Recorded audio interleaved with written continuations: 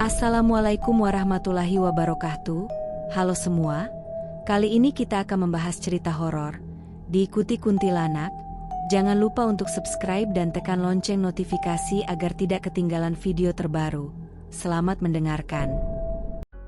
Kisahnya bermula ketika seorang pedagang bakso, sebut saja Kardio, di tengah bekerja seperti biasa keliling kampung untuk menjajakan baksonya. Kisah ini dituliskan berdasarkan cerita pengalaman Kardio saat berjuang mencari uang demi menikahi wanita idamannya.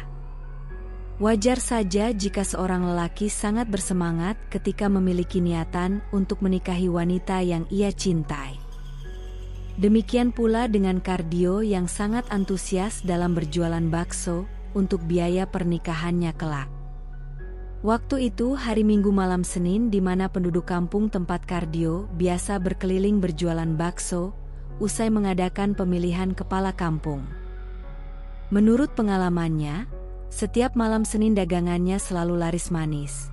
Sehingga di malam itu Kardio sengaja membawa stok bakso lebih banyak dibandingkan hari-hari biasa. Maklum saja, selain kejar setoran dia juga merasa perlu bekerja lebih keras agar segera bisa menikahi wanita idamannya sebelum dilamar orang lain. Namun sepertinya harapan dan impian Kardio di malam itu tidak bisa kesampaian. Karena selain tidak terlihat warga yang berkumpul, malam itu suasana kampung tempatnya keliling berjualan juga terlihat sangat sepi dibanding hari-hari sebelumnya. Lantas dia merasa kecewa dan beranggapan jika acara pemilihan ketua kampung di siang tadi membuat semua warga merasa lelah dan capek, sehingga memilih untuk istirahat di rumah. Waktu telah menunjukkan pukul 21 malam, belum semangkok bakso pun terjual di malam itu. Untuk sedikit melepas lelah, Kardio berhenti di bawah pohon randu, kapas, yang di sampingnya terdapat tiang dan lampu listrik sebagai penerang jalan. Sambil melepas lelah Kardio, memukul mangkok bakso secara bertahap agar suaranya terdengar oleh warga sekitar. 1 menit, 2 menit, hingga 10 menit berlalu Kardio secara bertahap memukul mangkok bakso. Namun masih tak ada seorang pun yang terlihat keluar rumah untuk menghampirinya. "Iya sudahlah, kali aja malam ini memang bukan rezekiku," gumam Kardio dalam hati.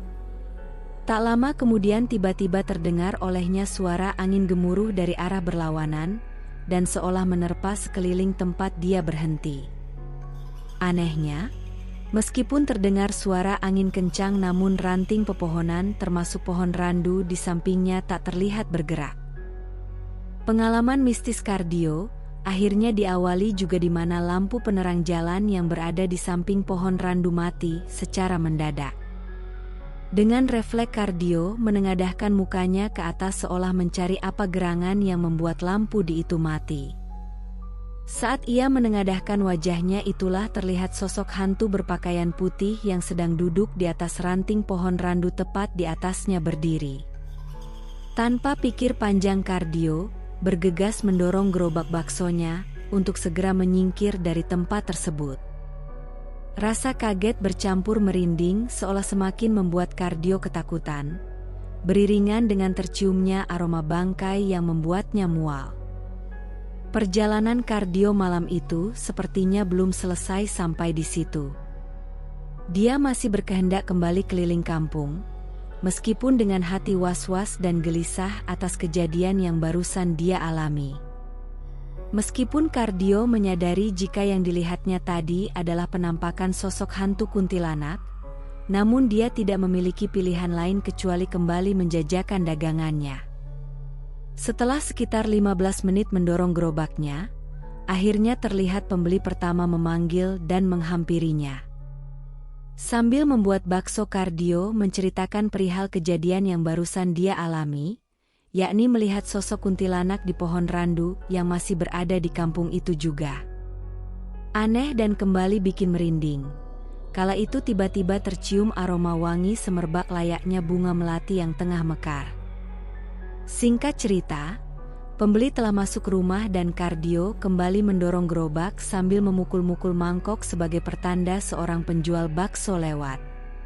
Tak lama kemudian terdengar suara seorang wanita dari arah belakang, seolah meminta dirinya untuk berhenti.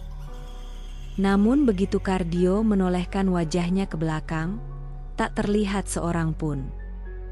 Kejadian ini sampai terulang sebanyak 3 kali, dan pada panggilan terakhir Kardio melihat sosok wanita yang tidak begitu dia kenal berjalan mendekatinya dengan membawa mangkok.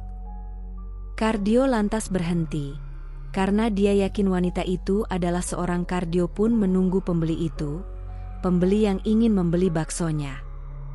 Dan seperti biasa dia menunduk ke bawah untuk membesarkan nyala kompor yang dipakai, agar air tempat merebus mie segera mendidih. Seusai membesarkan nyala kompor, Kardio kembali berdiri dan menoleh ke arah wanita yang tadi memanggil dirinya.